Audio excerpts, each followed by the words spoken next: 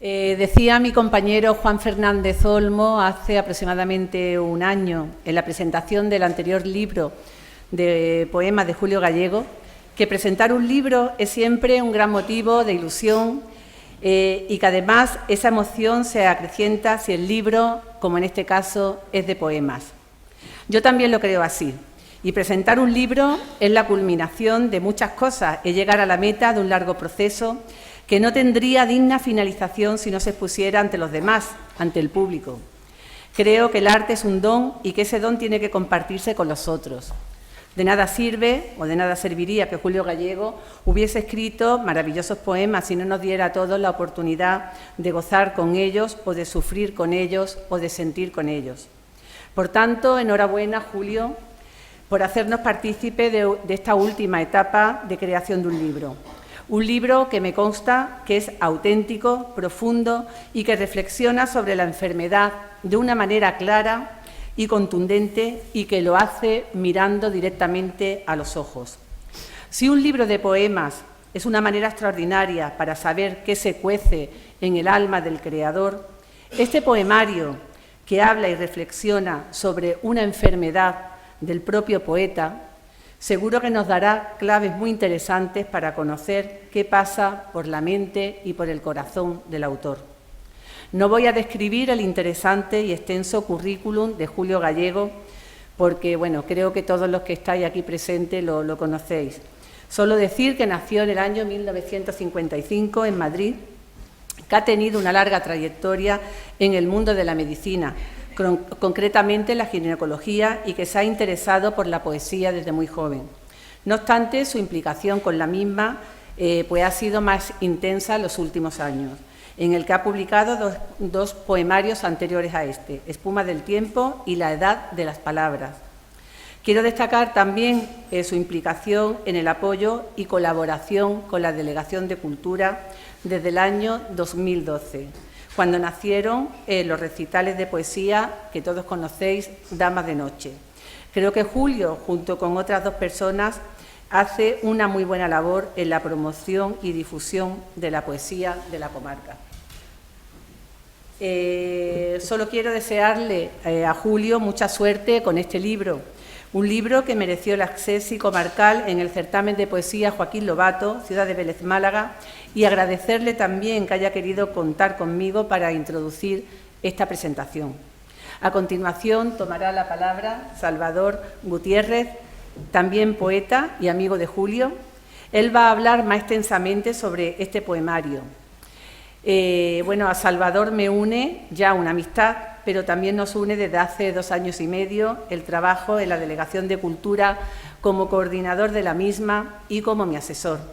Salvador Gutiérrez ha ejercido el periodismo y concretamente el periodismo cultural desde el año 1994 y también llega ejerciendo lo que es la gestión cultural desde hace bastantes años, desde hace muchos años, pero él sobre todo se siente escritor y poeta. No obstante, ha sido director de una cadena conocida de televisión comarcal y también de un periódico. Ha sido también columnista de opinión en diferentes medios y director y guionista de numerosos documentales. En su labor literaria ha obtenido diferentes premios, como el premio de la UMA, de la Universidad de Málaga de Poesía, Premio Nacional de la Ciudad de Vélez, Málaga, 2 accesis comarcales en la Ciudad de Vélez, Málaga, y diferentes premios de relatos y microrrelatos en Nerja, Benagalbón o en el diario El Mundo. Entre sus publicaciones destaca la edición del Premio de Poesía Ciudad de Vélez, Málaga en el año 1998 o el más reciente poemario El tiempo del poema, publicado en la prestigiosa colección Monosabios del Ayuntamiento de Málaga. Ha publicado también un libro de recopilación de columnas de opinión y reflexiones y un libro infantil y juvenil sobre la comida y el hambre en el Quijote. Ha sido también coordinador de la antología Poética de la Sarquía y, como gestor cultural, ha creado y dirigido numerosos proyectos culturales, además también de comisariar exposiciones de arte contemporáneo e incluso ha expuesto en varias ocasiones instalaciones artísticas. ¿Qué os podría decir de Salvador Gutiérrez, mi compañero de la Delegación de Cultura, a quien me une no solo una estrecha relación en nuestro trabajo, sino una gran amistad y mi gran admiración? Y bueno, muchísimas gracias por atender a esta presentación y cedo la palabra a Salvador. Gracias.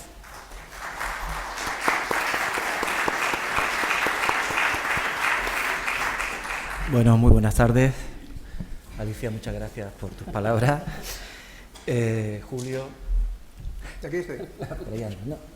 No sé si darte las gracias, pero bueno, vamos allá. Julio Gallego es un poeta reincidente. Reincidente por un triple motivo. Porque hace relativamente muy poco tiempo nos presentó en este mismo lugar su poemario La Edad de las Palabras. Reincidente porque ha querido que el mismo presentador de su anterior libro sea también el de este, que yo creo, Julio, que nos vamos a poner los dos muy pesados. Y reincidente, al fin, porque Julio incide y reincide continuamente en la acción de escribir poesía. Porque para Julio Gallego, escribir versos es un ejercicio habitual, diario, una forma de entretenimiento sofisticado. Incluso, en este caso, con este su último libro, una forma de terapia artístico-psicológica, incluso sanitaria, ¿no? Y es que el concepto romántico del arte y del artista no va con él. En mi otra presentación remarqué mucho la apariencia artesanal de la poesía de Julio, no como manera de menoscabar su valor artístico o de minusvalorarlo, sino precisamente para destacar ese aspecto concienzudo, de constancia, de cuasi trabajo manual de su poesía. Nada más lejos en el imaginario de Julio Gallego que el poeta inspirado o la idea del poeta como un ser tocado por la gracia de unas musas provenientes de limbos ocultos y sutiles. Julio es científico, racional y, por tanto, en ese sentido, antirromántico. Decía Charles Baudelaire, quien también era antirromántico y también seguía a Poe, que cuanto más se trabaja, mejor se trabaja y más se desea el trabajo. Y que para curarse de todo, de la miseria, de la enfermedad, y quiero remarcar esa palabra, enfermedad, y de la melancolía, lo único necesario es la afición al trabajo. Yo creo que Julio firmaría, sin dudarlo, esas ideas del poeta francés. Julio Gallego, desde mi punto de vista, hace un buen trabajo. Y me gustaría que, digamos, se fijaran en el carácter de polisemia de esa frase. Y yo creo que decir eso hoy es algo de un valor formidable.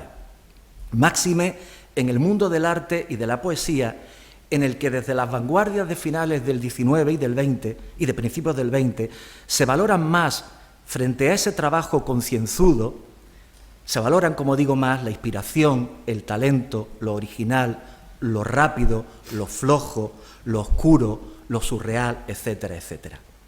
Escribir poesía, escribir buena poesía, como dije en mi anterior presentación, no es vomitar de forma a granel, es vomitar, pero es meter el vómito en un tarro de cristal, a ser posible de Murano, con unas dimensiones muy determinadas.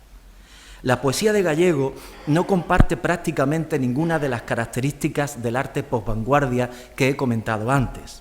Es decir, ante la inspiración o el talento, el trabajo. Ante lo rápido, lo fullero, la flojera del minimalismo, lo concienzudo, el fuego lento. Ante lo desmesurado, lo desproporcionado, la proporción, la medida, la mesura. Ante lo oscuro, lo original, lo surreal, la razón, la claridad, lo real y lo normal. Lo normal, lo convencional. Me gustaría detenerme un poco en esas dos palabras. Justo en la época en la que comienza a escribir Baudelaire, el precursor de la vanguardia, Saint-Germain Girardin, que era profesor de poesía en la Sorbona, decía una frase lapidaria. Decía, seamos mediocres, es decir, resistámonos a la tentación de lo original, de la innovación, de lo nuevo como ruptura. Evidentemente, esa frase era una aberración. Si la idea de esa frase hubiera triunfado, el arte en general se hubiera estancado en el clasicismo, en el naturalismo, en el costumbrismo del siglo XIX. Y nos hubiera privado de los grandes aciertos, sobre todo estilísticos, posteriores. Pero la idea de lo normal y de lo convencional como una manera de reivindicar el trabajo del que venimos hablando, como una forma de reivindicar lo racional, el realismo, la medida, la coherencia y la comunicación de un discurso entendible, sí están de alguna manera en la base de la poesía de Julio Gallego. De alguna forma, Julio piensa que solo a los genios les está permitido el desafuero, la locura, lo irracional. Hablando en plata, yo creo que Julio Gallego reivindica la normalidad, lo convencional bien hecho, bien trabajado, frente a lo supuestamente novedoso y original, pero chusco, fullero y torpe. Vuelvo a Baudelaire, quien decía: hay que ser sublimes sin interrupción. Quizá con Julio Gallego, de forma premoderna, haya que decir: hay que ser normales sin interrupción. La poeta americana Anne Sexton decía que un escritor, un poeta, es el que hace con la madera de unos muebles un bosque. Es decir, esto nos revienta un poco la cabeza. Esto es lo que normalmente no es lógico. Lo lógico es al revés. Pero de alguna manera, en esas palabras, Anne Sexton lo que está describiendo es la esencia, de alguna manera, de la poesía contemporánea. Es decir, aquella poesía que se involucra hacia lo abstracto, que va de lleno hacia el misterio y que va de lleno hacia lo profundo. Julio Gallego hace lo contrario, es decir, lo normal. De un bosque hace unos muebles de madera, lo artesanal de nuevo. Vaya por delante que esto que digo no es un canto al conservadurismo poético ni literario. Esto es un canto, como decíamos, al trabajo bien hecho. Esto es un canto a que en arte, en literatura y en poesía hay que pensar lo que se dice y no decir lo que se piensa. Manuel Alcántara, además de ser un gran poeta, fue uno de los grandes columnistas de España. Y lo fue porque no decía lo que pensaba, sino que pensaba lo que decía. Y por tanto creaba una construcción, un invento en cada columna. En contra, leemos a innumerables columnistas que solo escriben lo que piensan, de manera que no inventan, que no construyen, que no crean un artefacto. En la poesía es lo mismo. Hay poetas que se explayan en decir lo que piensan o sienten, pero sin hacer una construcción a lo que salga. En fin, escribir no solo es escribir, ni escribir bien es solo escribir bien. El poeta Jaime Siles dice que el poema se orienta hacia su forma, la busca y la encuentra en ese su propio estructurarse, porque eso, estructura, es la poesía. Los poemas de Julio Gallego en ese sentido son estructura, artefacto, construcción. Lo que se dice está pensado. Ese vómito, y vuelvo al símil, aunque no sea muy poético, finalmente está metido en aquella botella de cristal. Y todo eso lo vemos muy claramente en los poemas de este libro, Fuego Amigo. Este poemario cuenta el proceso de una enfermedad grave personal, lo que se siente tras la noticia, los procesos mentales, psicológicos y físicos, las anécdotas alrededor de los tratamientos, etcétera, etcétera. Sin embargo, este libro podría haber sido perfectamente escrito como un diario. En un diario, el autor, en prosa, quizás una prosa muy bien escrita, hubiera ido desparramando sus sentires y sus pensamientos en torno a esa enfermedad. Es decir, hubiera ido, y vuelvo al símil, vomitando sus sentimientos, pero ese vómito no estaría encauzado y transformado. Y en eso, en la transformación, en la transmutación, como diría Borges, es donde radica la cuestión del arte, porque Julio Gallego, en vez de un diario, ha querido hacer poesía, hacer arte. Lo dice muy claramente y mejor que yo, y en una sola frase, y yo me estoy tirando 10 minutos para decir lo que él dice en una sola frase, el prologuista del libro, al que yo creo que mandamos desde aquí un saludo afectuoso porque está enfermo en estos momentos, Francisco Ruiz Noguera. Y él dice: se lleva a cabo en los sustantivos de estos poemas el propósito de traer al terreno de lo literario, mediante el recurso de metaforizar o alegorizar esa experiencia, la de la enfermedad.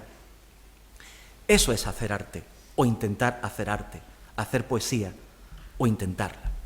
De una experiencia vital personal, el poeta hace otra cosa, eleva esa experiencia personal mediante los recursos poéticos, metáforas, imágenes, métrica, ritmo, música, etcétera, etcétera, a otros lugares.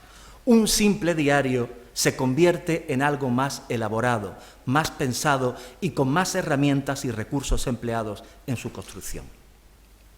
Y en ese sentido, ya el vómito no es solo que esté metido en una botella de cristal, sino que el vómito ya no es vómito, es otra cosa, porque ha sufrido también un proceso de transformación. Eso es el arte, hacer con un problema vital y de un problema vital un invento, un artefacto, un soneto, por ejemplo. Y ya el problema ha pasado, ha trascendido a otra dimensión, no se ha quedado solo en el pequeño sentimiento o confesión personal. Y eso es lo que hace con creces Julio Gallego en Fuego Amigo. Yo voy a concluir diciendo simplemente que este libro, que tiene imaginación a expuertas, mucha imaginación y también mucha ironía y retranca, a pesar del tema, es de una madurez de Julio apabullante y que de alguna manera sigue indagando y que sigue por ese carrilillo que Julio ha encontrado, que es relacionar la poesía y la ciencia, y que creo que va a ser una experiencia de lectura muy provechosa, extraordinaria, porque vamos a entrar en el interior de un hombre al que se le diagnostica una enfermedad grave, pero vamos a entrar de forma artística. Yo creo que que es un libro muy bien estructurado, con muchos tonos, con muchas metáforas, con muchas imágenes y con muchas distintas métricas, creo que va a ser un libro para que los lectores que no sepan distinguir bien entre la poesía y la confesión o el desparramar sentimientos sin ton ni son, se enteren muy bien de la diferencia entre ambos. Solo nos queda a todos esperar que este poeta reincidente siga incidiendo y entreteniéndose con ese pasatiempo sofisticado que es la poesía para él. Muchas gracias.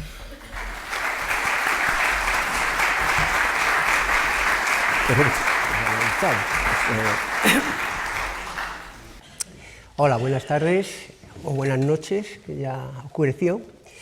Yo quería en primer lugar agradeceros a todos vuestra presencia de una forma muy especial en un día en el que la mitad de la población está peleando con algún tipo de virus, de los muchos que andan por ahí sueltos. Quiero agradecer al Ayuntamiento de Vélez Málaga y a la persona que lo representa, la concejala doña Alicia Ramírez, por haberme acogido en este lugar para la presentación del libro. El lugar que para mí ya empieza a ser entrañable, ¿no? Porque ya es el segundo libro que presento aquí. A Salvador no le voy a decir nada, porque todo lo que haya exagerado y tal ya se lo diré yo en privado. Y bueno, pues a ver, los que me conocéis, y sois muchos los que estáis aquí, sabéis eso que ha contado Salvador y que me ha reventado ya la presentación, que es que juego o me gusta aproximar la poesía como arte a la ciencia. Es verdad que mis orígenes son del mundo de la ciencia, allí se ha desarrollado mi trayectoria profesional, también mis aficiones, pero no he querido nunca dejar de lado aquello que se considera como lo distinto o incluso a veces hasta lo opuesto, craso error, para mí. Yo considero que la ciencia y el arte no deben de mirarse de soslayo ni con recelo, sino que, al contrario, deben de alimentarse de alguna manera a través de la experiencia vital, de la vida misma. Por eso, ciencia, vida y poesía. Y también sabéis, lo que me conocéis, que esa forma de ver las cosas la suelo llevar a las presentaciones. Y claro, pues esta no va a ser una excepción. Eso me lleva a tener que pedir doblemente excusas. Por un lado, aquellas personas que hayan acudido con la intención de escuchar solo poesía, pues les tengo que pedir excusas porque buena parte de mi tiempo lo voy a dedicar a algo que no es poesía, es ciencia. Y en segundo lugar, aquellas personas que son del ámbito sanitario, pues corro el riesgo de aburrirles, porque parte de lo que voy a comentar lo saben muy bien, lo conocen muy bien y con mucha más profundidad y exactitud que como yo aquí lo pueda expresar.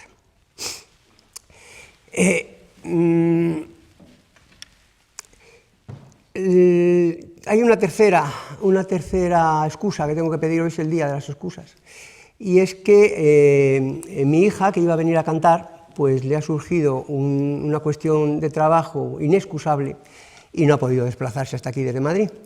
Eso para mí es un doble pesar, por un lado porque me apetecía mucho que estuviera aquí conmigo, y por otro lado porque no cumplo con lo que en el cartel de presentación anunciaba que era su participación aquí. No obstante, al final sí que podremos escuchar una grabación de la musicalización de un poema del libro que ella misma ha realizado.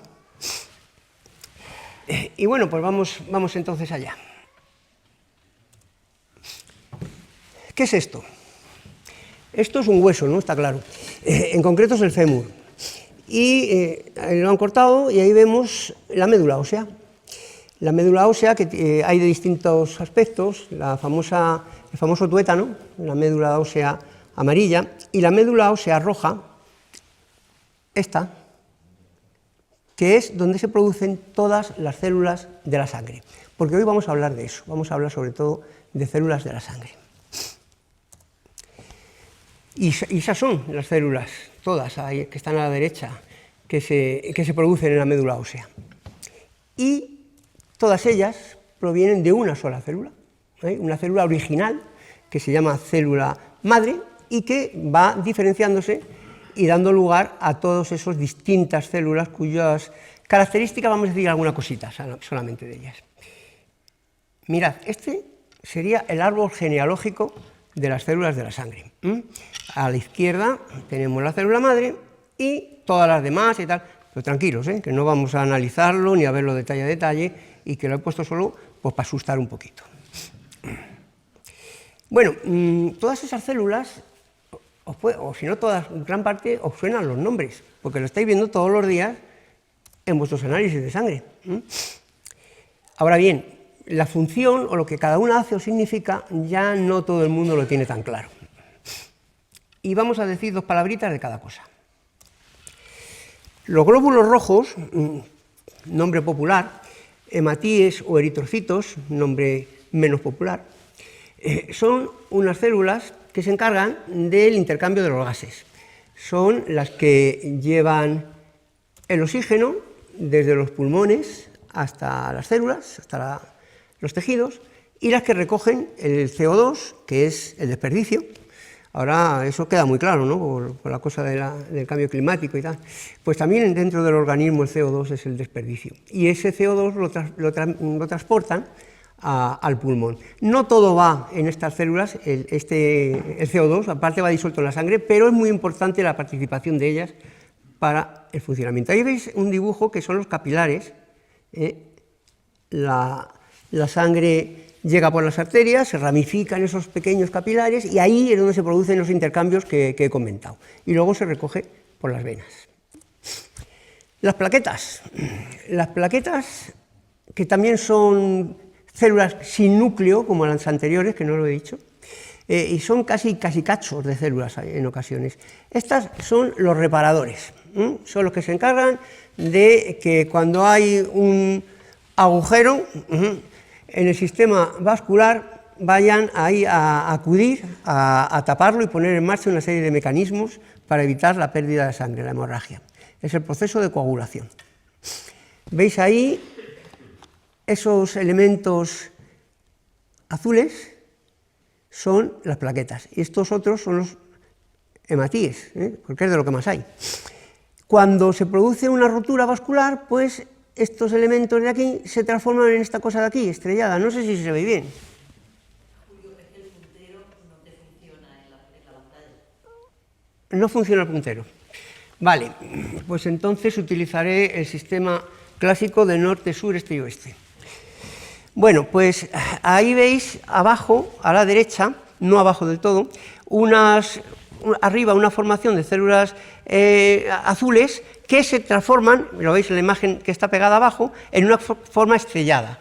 Esa forma estrellada es muy adherente, muy pegajosa, y se pegan entre ellos, y se pegan con los hematíes, y se pegan con todo lo que aparece por allí. ¿Con qué objeto? Con el objeto de formar el coágulo, es decir, una pelota que bloquee la solución de continuidad, la rotura que se produce. Esa es la función de las plaquetas. Y entramos a ver algo de los leucocitos. Los leucocitos, eso sí, todo el mundo los ha oído, ¿no? Hay distintos tipos.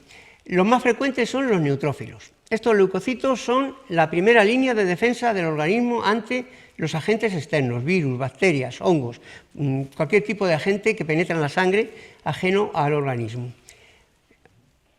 Este es el portero de la discoteca, se ve ahí bien, ¿no? Los neutrófilos son la infantería del sistema inmunitario, porque los leucocitos, en general, son los responsables de la inmunidad. Los eosinófilos, otro tipo de leucocito. Bien, ocurre que estos neutrófilos, que os decía que atacan a los virus, a las bacterias, a veces se encuentran con elementos muy grandes. Por ejemplo, bueno, pues, gusanos, protozoos. Hay distintos elementos cuyo tamaño hace imposible que los neutrófilos puedan englobarlos y fagocitarlos, que es una cosa que ya explicaremos más tarde en qué consiste.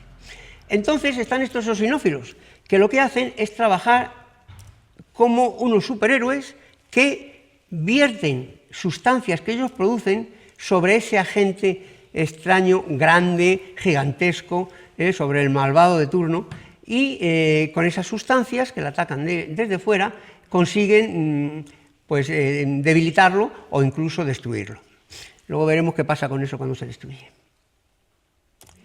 Los basófilos son unos leucocitos que tienen entre sus virtudes la de servir para llamar, para que acudan otros elementos del sistema inmunitario. Es decir, que actúan un poquito como pregoneros. Eso lo hacen a través de un proceso de vasodilatación, es decir, de aumento del tamaño de los vasos por donde viene la sangre. Aumentar el tamaño, pues llegan más células. También están implicados en los procesos alérgicos. Lo veis ahí. Los monocitos son unos leucocitos grandes, muy grandes. Tienen una doble misión. Por un lado son vigilantes y por otro lado son asesinos en el buen sentido. Son vigilantes en tanto en cuanto que circulan por la sangre y tienen la capacidad de detectar esos elementos extraños que nos han atacado. Y tienen la capacidad de fagocitosis, que es ni más ni menos que englobar y destruir, digerir al agente extraño. Por eso son un poquito más grandes que los otros, porque se tienen que enfrentar con comer de todo. Cuando estos monocitos pasan a la salen de la sangre, porque todas estas células que estamos hablando están todas dentro del sistema circulatorio, cuando estos salen de la sangre, se convierten, o los llamamos macrófagos. Es una cosa parecida, son parecidos, y su función también es parecida.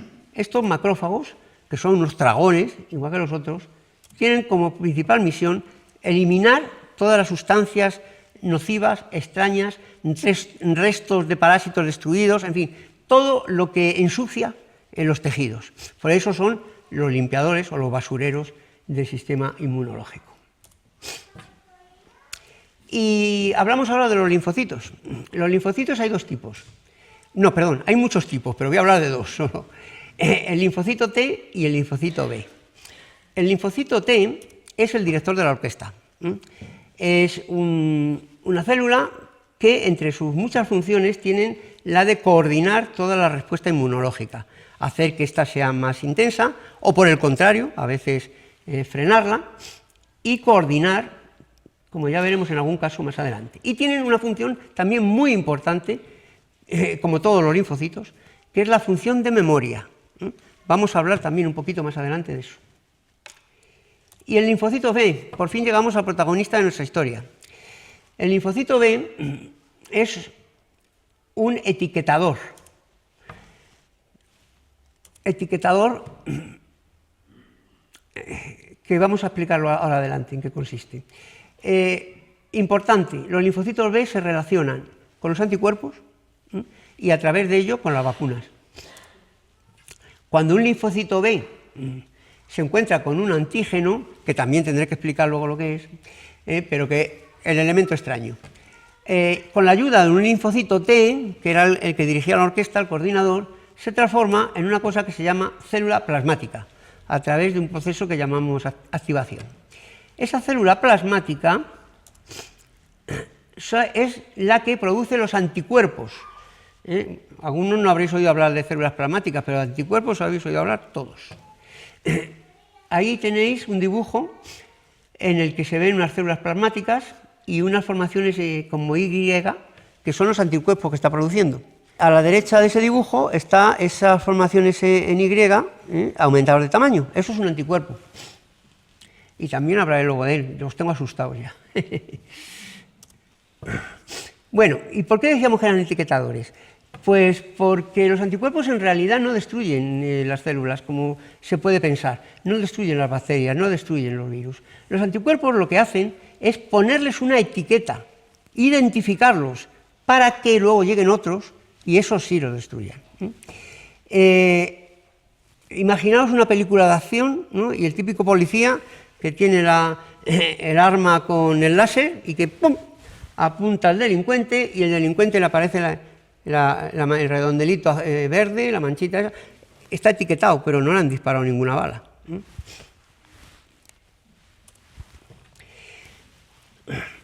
Bueno, cuando yo estudiaba todas estas cosas, hace ya muchísimos años, pues lo que no me esperaba era que, pasado mucho tiempo, iba a tener yo una cita de calado con todo este sistema inmunológico.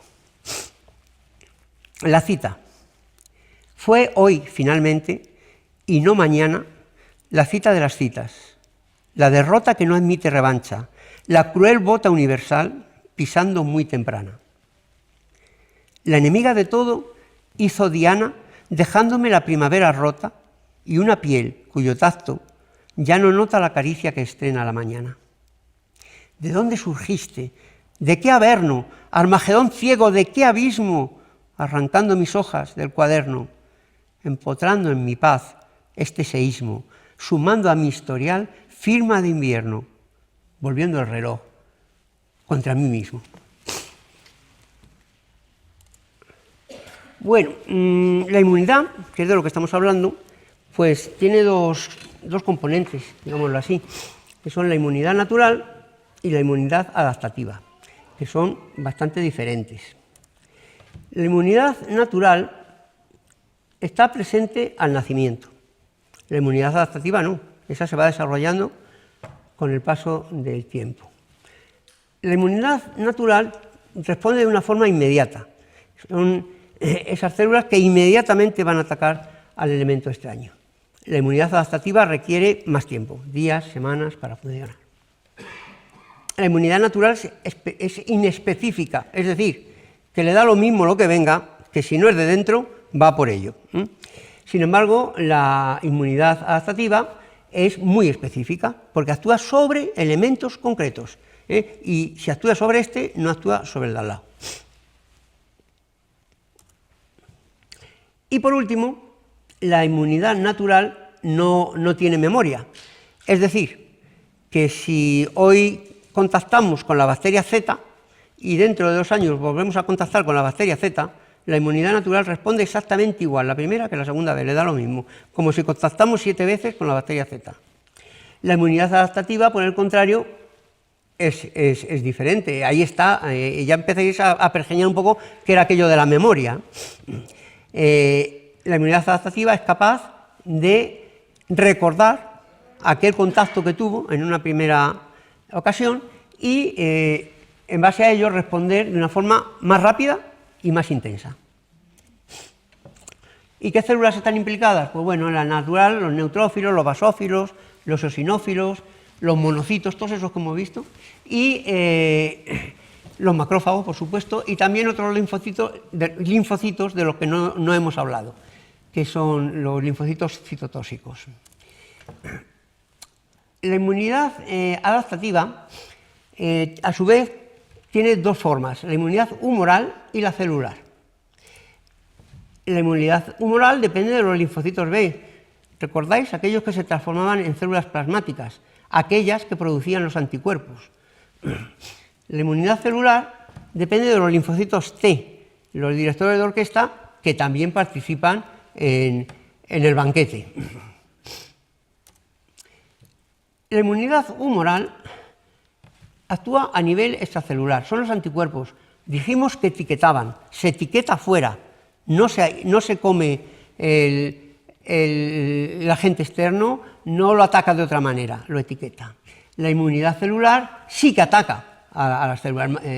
Los macrófagos, por ejemplo, los linfocitos T, etcétera, atacan la célula, la engloban y la destruyen. El objetivo de la inmunidad humoral ya lo hemos dicho, etiquetar, a lo que sea. El de la celular, ese va directamente, su objetivo son la propia célula, no ponerle algo en la membrana. Y en cuanto a la función final, pues ya es repetirse, etiquetamos o destruimos según de lo que se trate. Estas son las células plasmáticas y esos son los anticuerpos. Y esto es un anticuerpo en tamaño grande.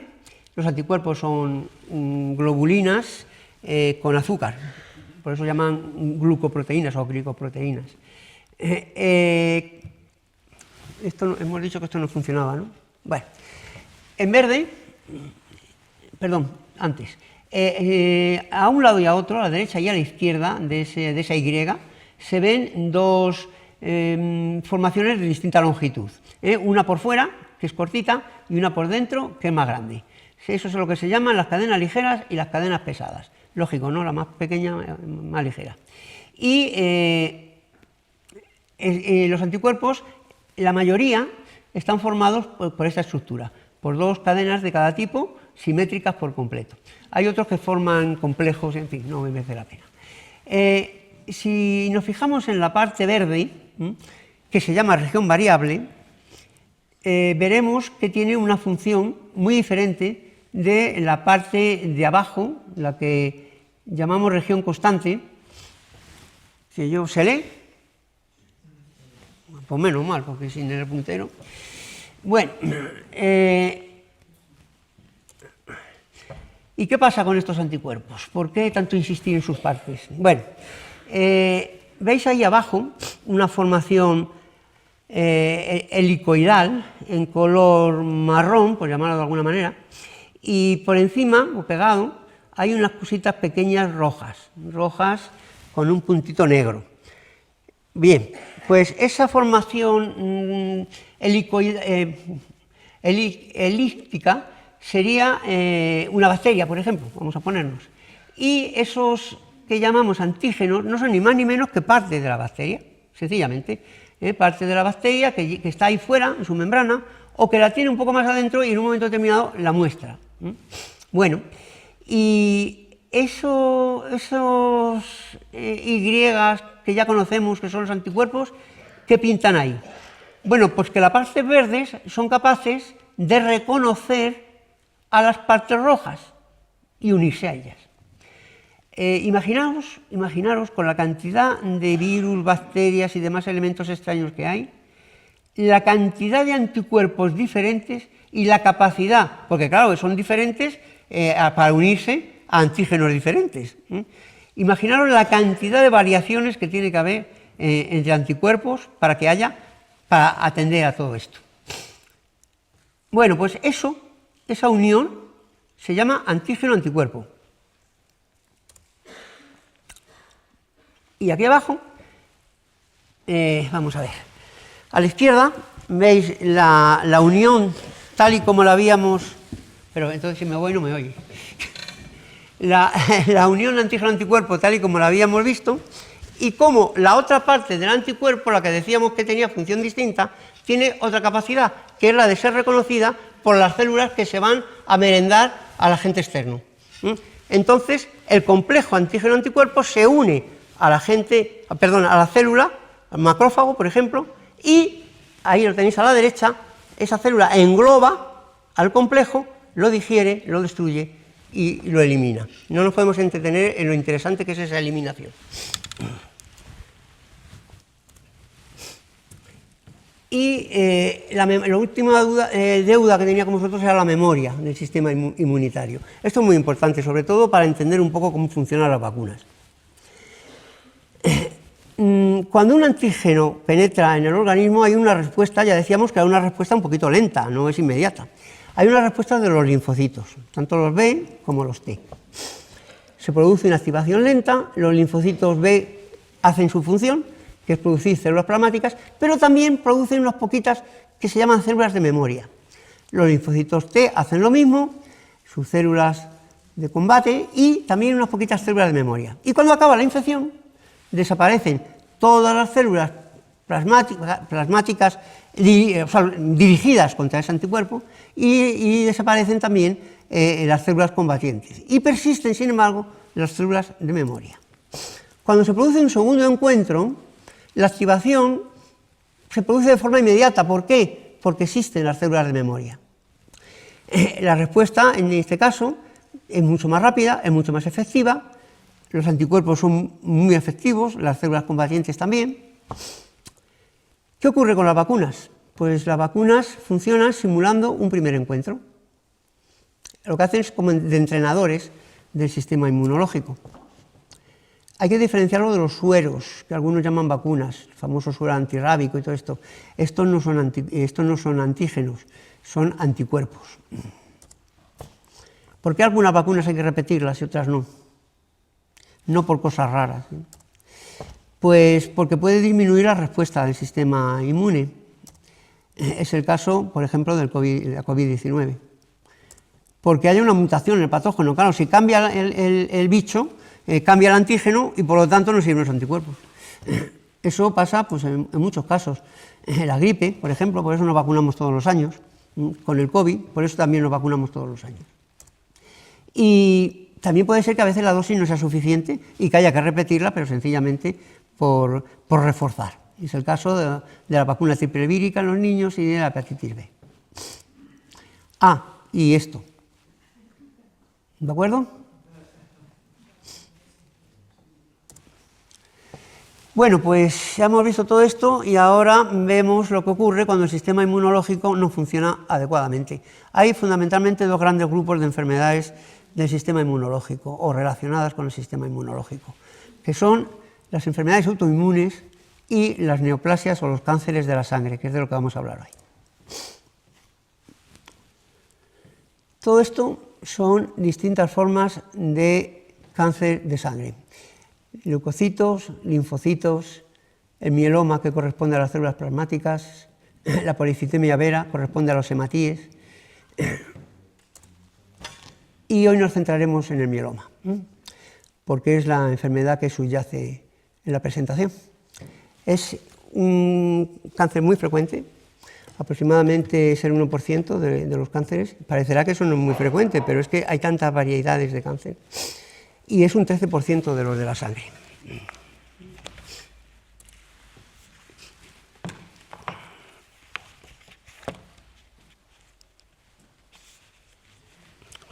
Fuego amigo. Un confuso guardián de mis adentros, uno de entre millones de soldados, rompiendo sin razón la disciplina, disparó sin pedir el santo y seña. Surgida la vorágine de fuego, los demás se sumaron al delirio. La refriega se convirtió en batalla y el combate fundó una saga bélica. En las torres voltearon los cañones. Los arqueros hirieron a sus gentes. Los defensores fueron al asedio, derribando murallas desde dentro. Unas pocas, entre miles de células, rebeldes, insumisas, alienadas, tal vez únicamente confundidas, hicieron estremecerse al baluarte. Y así, la fortaleza, sorprendida, tomada por sus propios protectores, se encontró víctima quieta y perpleja, enfrentando indefensa fuego amigo. Bueno, pues, ¿qué es esto del mieloma múltiple? Pues es una neoplasia de células plasmáticas. Aquí tenéis células plasmáticas normales, son las azules, ¿no? Y aquí células plasmáticas anormales. también son las azules, el núcleo es el azul y el citoplasma es lo violeta. Aquí se ven cosas características de las células malignas, por ejemplo, que tienen dos núcleos, que son de formas diferentes, no son uniformes unas con otras, y muchas otras cosas en las que no nos vamos a parar. Aquí veis también esas mismas células malignas aumentadas de tamaño y un caso ahí con dos núcleos claramente. Bueno, las células plasmáticas ya lo sabemos, producen los anticuerpos. Y los anticuerpos ya sabemos, son glucoproteínas. Esos anticuerpos que producen, pues circulan por la sangre. Las células plasmáticas normales también circulan por la sangre. Las anormales, las malignas, en ocasiones salen de la sangre y entonces provocan unos tumores externos, suelen estar delante de los huesos o próximos a los huesos, por su origen en la médula ósea, y originan unos tumores que se llaman plasmocitomas.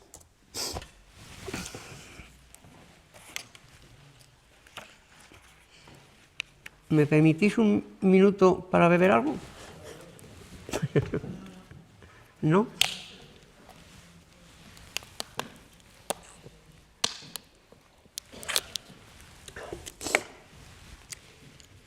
Como diría mi buen amigo Francis, que hoy no ha podido venir, a falta de una buena cervecilla, pues... Fin del mundo. No bajaron alas y fanfarrias, ni volaron los carros llameantes. No se hundieron en el mar las nubes, ni se abrió el vientre de los cielos. Lo que envió al exilio mis rutinas fue un pobre viajero de las venas, un poblador de la sangre ignoto, que fuera de norma me dio al traste. Ni hongo aterrador, ni lluvia ácida se dibujó sobre el horizonte. Tampoco el neutrón sobreexcitado arrancó a la vida su latido. Solo fue una célula anodina, y el clan que fundó, en todo caso, las que, hartas de su insignificancia, alzaron estirpes insensatas. No fue trueno aterrador ni rayo, llama o tsunami de asteroide, ni ninguna física aberrante tronchando el esqueje de mis sueños. Fue un venero insignificante que minó la tierra de mis plantas, quien me hizo perder el equilibrio, cayendo a la cima del quebranto. Ese día, en ese bosque de urgencias, en el escenario blanco y verde, y oculto por la megafonía, ocurrió un pequeño fin del mundo, sin calamidad ni cataclismo que sumara gente a mi tragedia. Fue un pequeño guiño de los tiempos, ni siquiera un microapocalipsis.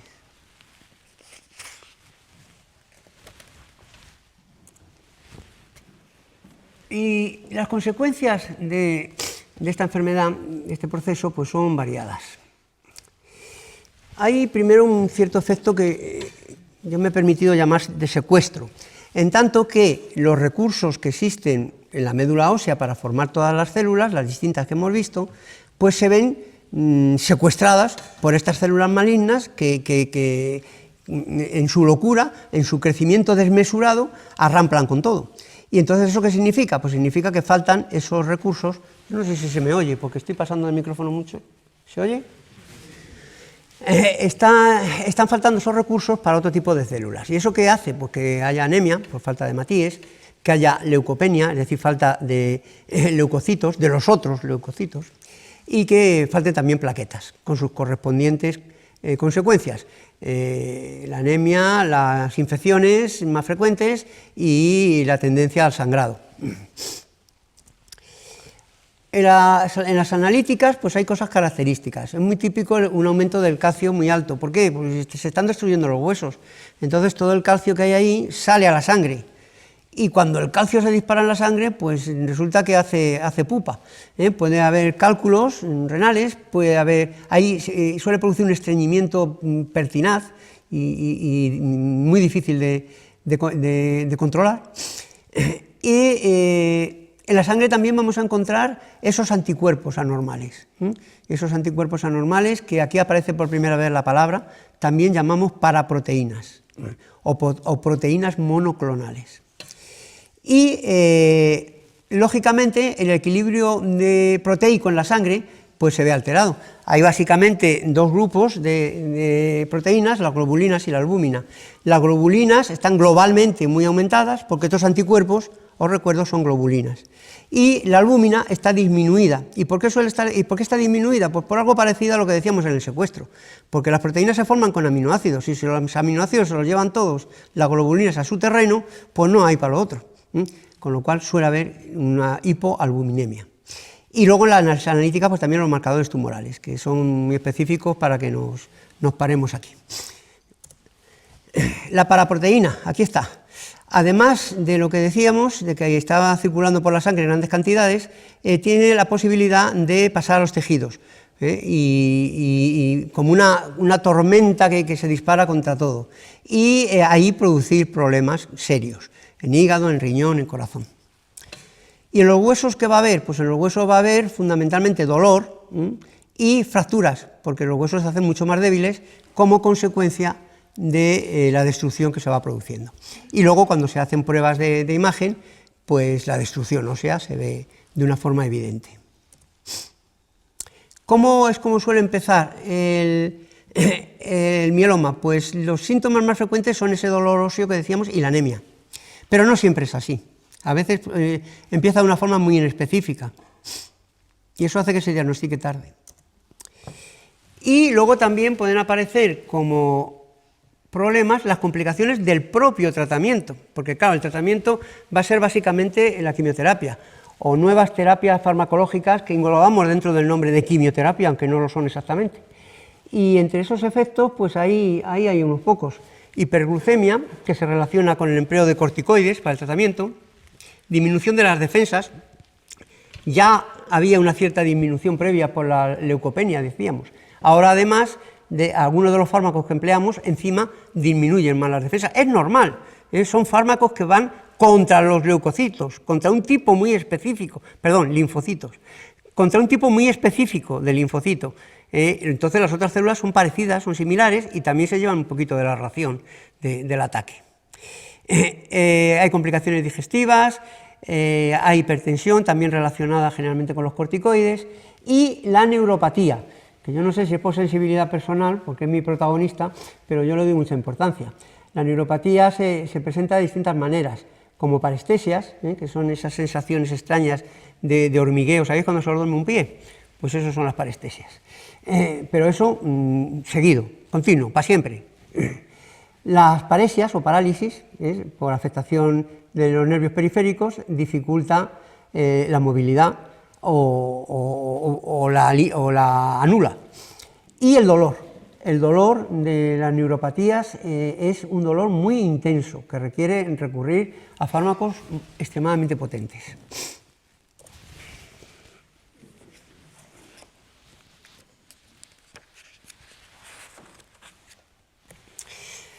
Botón.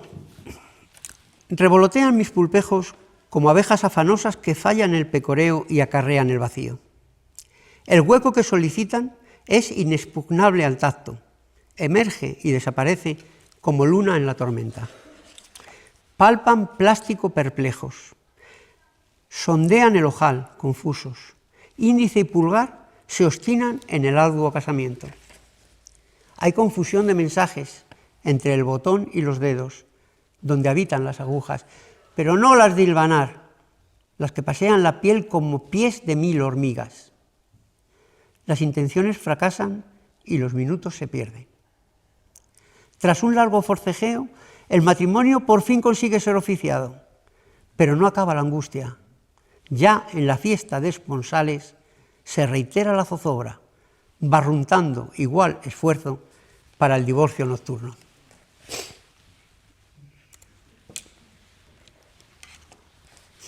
Mirar la taza.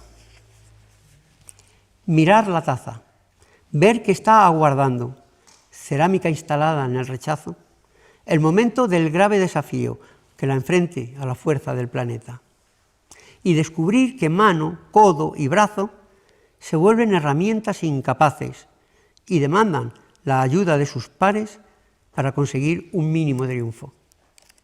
Sentir el frío del barro entre los dedos, las ansias dialogando con el asa, la vecindad del líquido caliente, la terquedad de un peso indoblegable.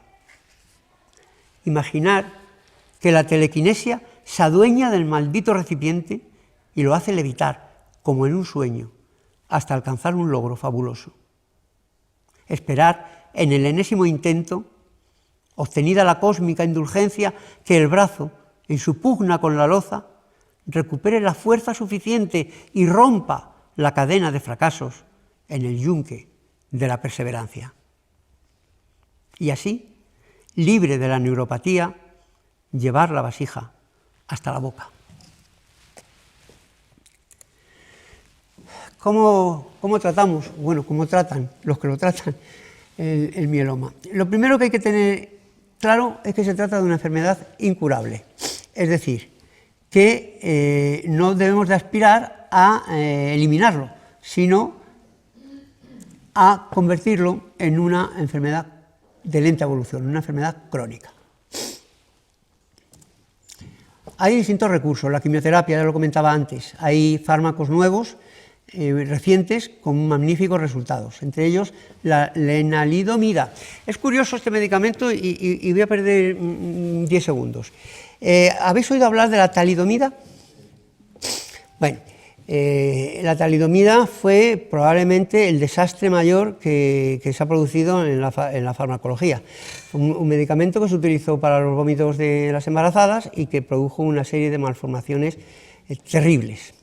Bueno, pues la talidomida se probó en el tratamiento del mieloma con unos resultados aceptables y posteriormente se desarrolló este otro medicamento que es un primo próximo y que está dando unos magníficos resultados en el tratamiento. Paradojas de la farmacología. El trasplante de médula es otro recurso de tratamiento. Hay el trasplante autólogo, que es el que se hace del propio individuo, y el que viene de un donante. El trasplante autólogo a lo mejor merece la pena que os cuente rápidamente en qué consiste, porque muchas personas no acaban de verlo claro, puesto que se saca la sangre del enfermo y luego se le vuelve a poner, y dice, ¿esto qué es?, ¿no? Bueno, lo que ocurre es que sí, se obtiene sangre del enfermo, pero esa sangre se trata, se eliminan casi todas las células y se dejan solo las células madre. ¿Os acordáis? ¿Qué células madre? Aquella que daba origen a todas las de...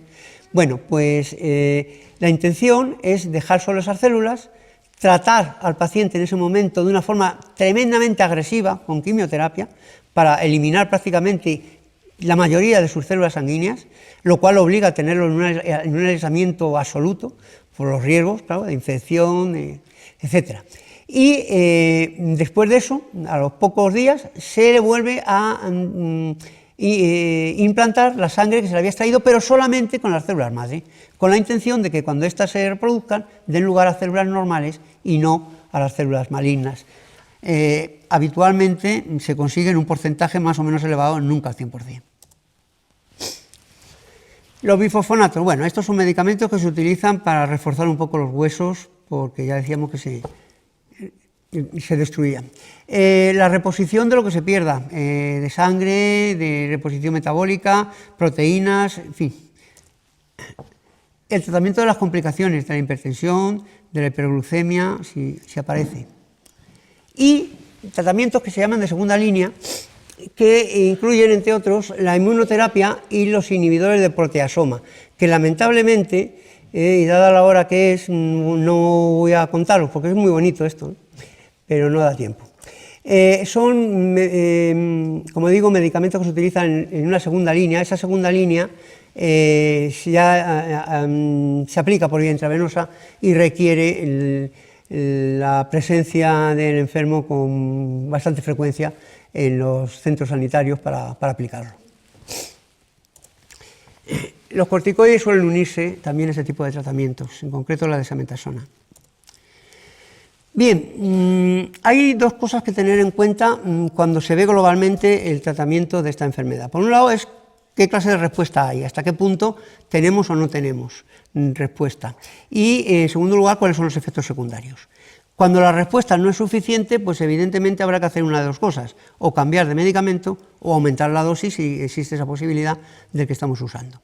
cuando son los efectos secundarios los que son más grandes de lo tolerable, de lo aceptable, porque efectos secundarios va a haber siempre, en ese caso pues caben también otras dos posibilidades, o disminuir la dosis del fármaco, si se puede y sigue siendo efectivo, o eliminarlo y cambiarlo por otro. Es decir, que hay que mantener un equilibrio muy delicado y muy difícil entre estas dos circunstancias. Y por último, existen unos tratamientos modernos, de los que tampoco podemos entretenernos a hablar, pero que todos tienen una filosofía más o menos similar, que consiste en estimular las propias defensas del individuo, del organismo enfermo.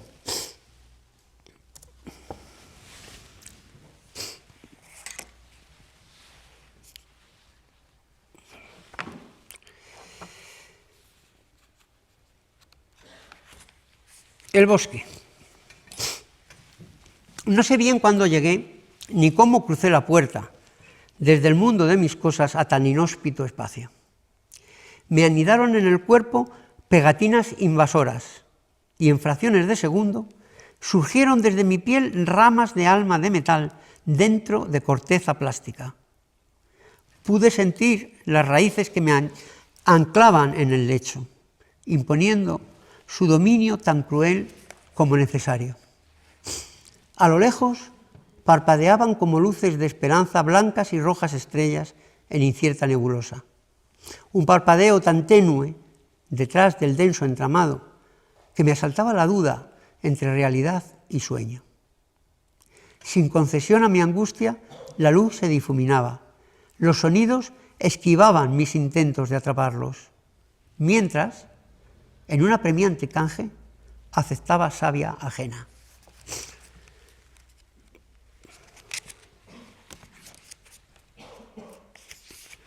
Hoy no tengo uno de mis días más afortunados con la neuropatía, creo que se nota.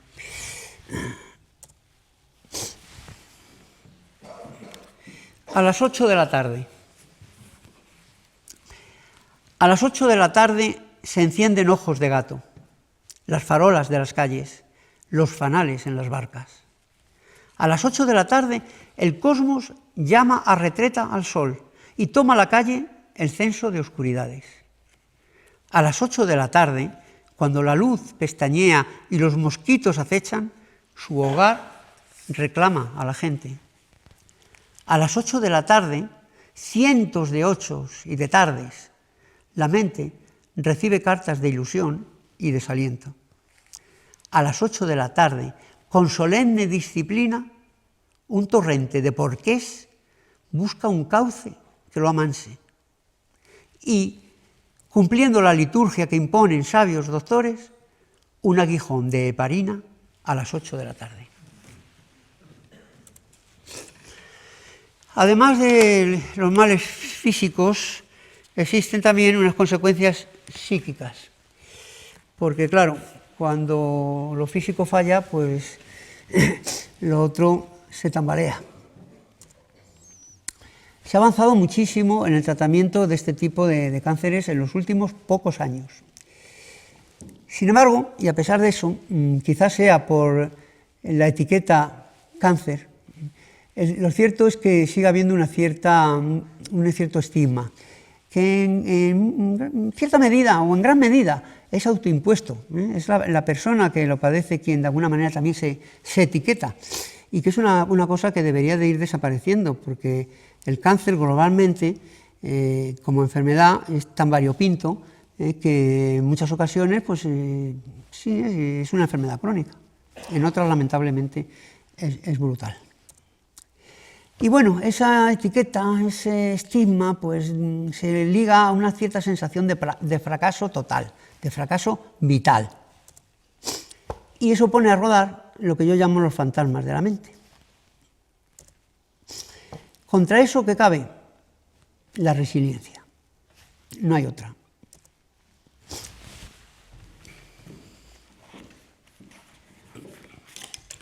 Polvareda. Sin sitio en el cementerio. Tan caro el metro cuadrado que solo queda al alcance de muy pocos de los vivos y ninguno de los muertos. Así que toca escalar del suelo hasta las paredes para quedar archivados, o más arriba, hasta el cielo donde volar y perderse. Por eso, os pido disculpas si al decidir dispersarme de nuevo en polvo de estrellas, ensombrezco el horizonte o molesto en algún ojo.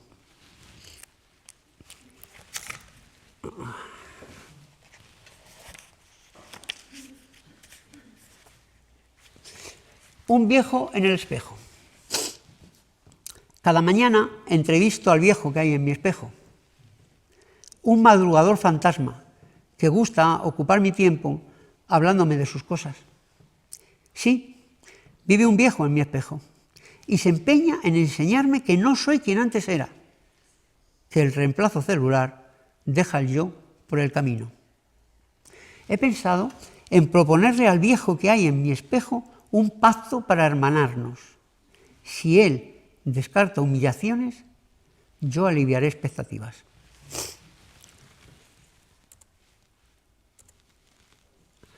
Bueno, y esto de la resiliencia, ya sabéis de qué va, ¿no? Más o menos.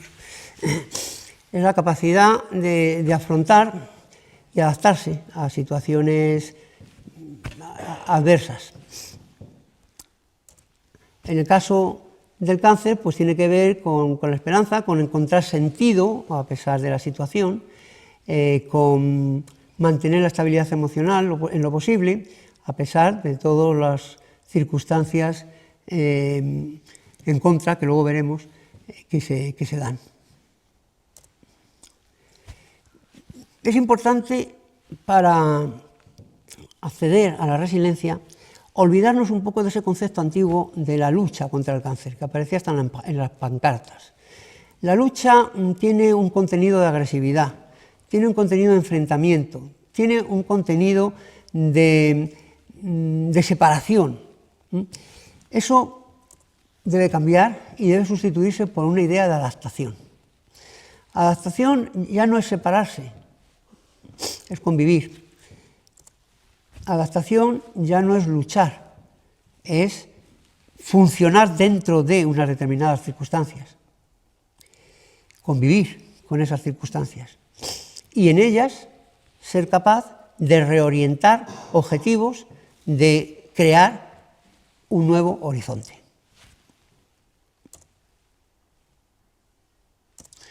Existen, ya lo avanzaba, muchos elementos que se oponen o que dificultan la resiliencia. Hay fases de negación y de evitación muy similares a las que se producen en el proceso del duelo. A veces se responde con rabia, con ira, con un cierto sentimiento de injusticia, aquello de ¿por qué a mí sí?, ¿no? Es habitual la ansiedad, sobre todo pensando en las posibles recaídas, el estrés y también incluso el famoso síndrome de superviviente. Ya sabéis, ¿no? Aquel del accidente de avión que se salva solo uno y vive ya para siempre culpable de que ha sido el único que se ha salvado. El pesimismo también suele anidar en estas circunstancias, incluso la depresión, la baja autoestima ligada a la cirugía, a la quimio, a la radio y a las consecuencias de todo esto. La incertidumbre y el miedo. En primer lugar, por supuesto, el miedo a la muerte, el miedo al dolor, a las secuelas y a lo desconocido en general. El aislamiento, que puede ser consecuencia de hospitalizaciones prolongadas, de la inmunosupresión. Vosotros me conocéis, nos vemos en muchos sitios y me veis con la mascarilla con mucha frecuencia. Pues es eso. A veces hay síntomas muy severos de la enfermedad o del tratamiento, que te ponen en unas circunstancias en las que eso de ser resiliente pues es más un romance que una realidad. Y la sensación de limitación o de pérdida en muchos distintos aspectos. En primer lugar, la pérdida de tu normalidad anterior. La pérdida se siente de la propia identidad. Ya lo decíamos antes, hay un fracaso vital, una cierta sensación de que ya no eres el mismo. La pérdida de autonomía y pérdidas o limitaciones importantes en la vida laboral, social y familiar. Bueno, y ahí nos quedamos, ¿no? Ahí hay una serie de cosas que se pueden hacer y que son la base de intentar alcanzar ese punto de resiliencia que decíamos. La negación. se dice que eso hay que combatirlo con una aceptación. Pero realmente ser resiliente significa más. No significa solo aceptar, significa ser capaz de crecer y desarrollarse en esas circunstancias negativas. Esa es la diferencia. El pesimismo, pues mentalidad positiva. Esto es como aquello de si está usted deprimido no se deprima, ¿no? Bueno, por lo menos tenerlo en la cabeza. La depresión puede requerir asesoramiento psicológico o incluso terapia específica. Es importante reconocer y expresar las emociones. Eso va a ayudar con la ansiedad y con el estrés y demás. En ocasiones hay que recurrir a la psicoterapia. El miedo se vence sobre todo con información. Esto vale para todo, para todas las clases de miedo. El aislamiento, pues, ayuda mucho contra ello una buena red de apoyo, familiar, social y, por supuesto, sanitaria.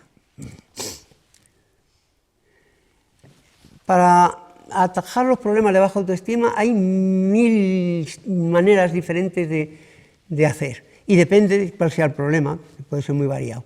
Pero puede utilizarse terapias específicas, grupos de apoyo, elaborar mecanismos mentales o inducidos por apoyo de reconstrucción de la imagen, terapia de pareja, cuando hay problema tanto psicológico como sexual. Y es importante plantearse metas realistas, porque cada vez que se alcanza una meta realista, se produce un subidón de la autoestima. Los síntomas, cuando son duros, pues hay que agarrarse a las pequeñas victorias.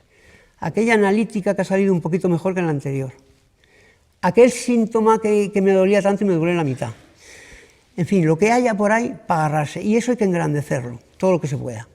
Pues si no podemos empequeñecer lo malo, intentemos engrandecer lo bueno. Hay que plantearse una nueva normalidad. Y esto no tiene que ver con lo del COVID. Esa nueva normalidad contempla la auténtica situación en que nos encontramos, que es muy distinta de la que teníamos antes de que todo esto empezara. Habrá que ajustar las tareas a las posibilidades. Habrá en ocasiones que servirse de grupos de ayuda. La terapia ocupacional también puede ser muy útil aquí. Y de nuevo la red de apoyo. Y bueno, pues siempre la actividad física, dicen últimamente todos, que es buena para cualquier enfermedad. Aquí, desde luego, si la empleas, las fuerzas que tengas, más o menos, las empleas en la actividad física, en vez de rabia, ira y demás, pues va a ser muy útil, sin duda. Aquellas personas que tengan un conjunto de valores espirituales o religiosos van a poder utilizar estos también como un apoyo muy importante.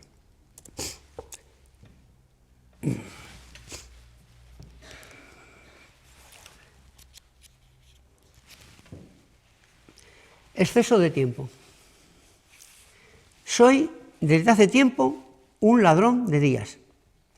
Vivo pateando paisajes inéditos, usurpando horas sin derecho de uso. Rebasé el 100% de los asignados. Soy barco que arriba al muelle y avanza aún más, tierra adentro. Página de un libro fuera de cubierta, tozudez viviente tras el epitafio.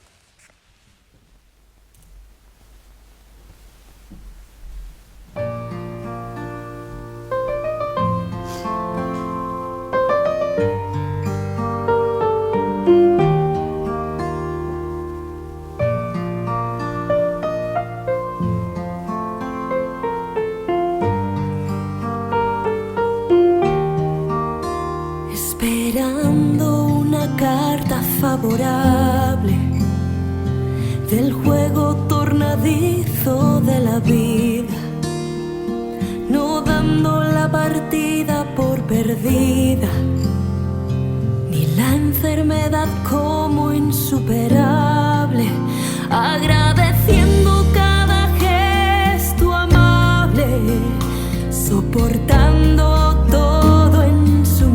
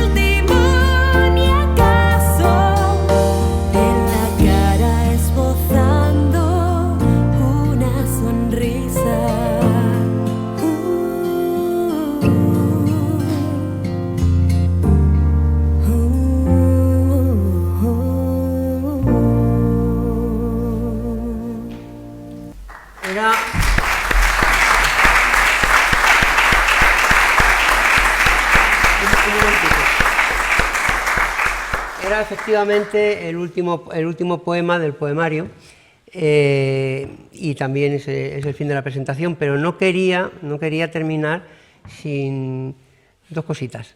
Una, quiero ver por ahí a las personas que en este momento me están cuidando. Nuria estaba, no sé si se ha tenido que ir porque venía con su criatura. Inma sí está por ahí. Y Pepi me parece que no ha podido venir. Ay, pobrecita. ¡Ha venido! ¡Mírala! Bueno, pues yo os ruego que os levantéis un momentito, solamente un momentito. Ya se ha tenido que ir con la niña. Porque quiero que os vean.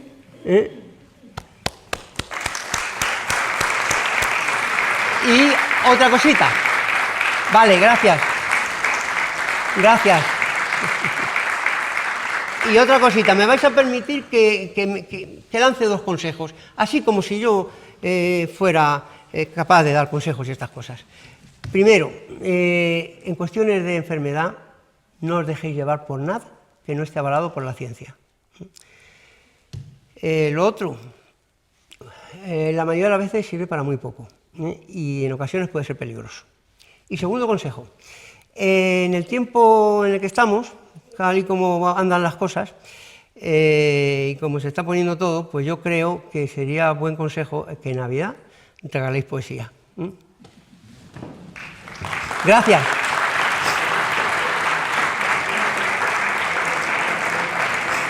Gracias.